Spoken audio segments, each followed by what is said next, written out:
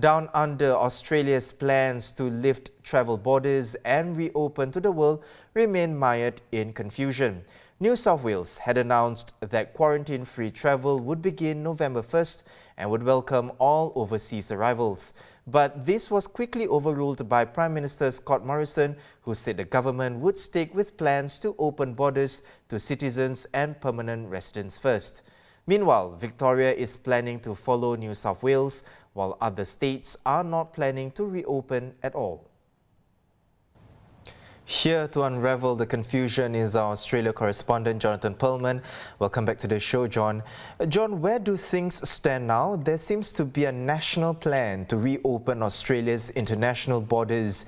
But will the states stick to the plan or act on their own accord? Yes, it's confusing because the states effectively control quarantine arrangements and the federal government controls visa arrangements and really decides who exactly can come into the country.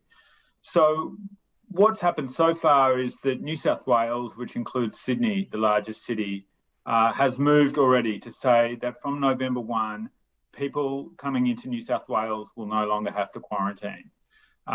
So that's the first big step in the reopening for Australia. But at this point, it's not clear exactly who will be able to come in. It seems like this will really only apply to Australian residents. In terms of other states, Victoria has said it will follow soon. So eventually we'll see people being allowed back into Australia, into the two main cities in Australia, Sydney and Melbourne, without having to quarantine. That's a big change. But as for exactly when international tourists and students and visitors will be able to arrive, that's yet to be decided. So where does that leave travellers from Singapore then looking to enter Australia? I'd say the main thing for Singaporeans and everyone, both in and outside Australia, would be to keep an eye on the news from Australia for further developments and further announcements, because it's still very unclear. At this point, it looks like the federal government wants to open as quickly as possible for Singaporeans and other international visitors, but there's still no date confirmed.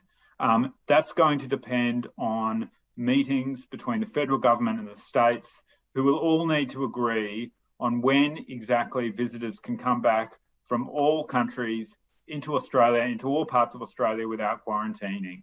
So there's still no date, but it looks like things are starting to happen, and at least there'll be no quarantining for Australian residents and other eligible returnees from November.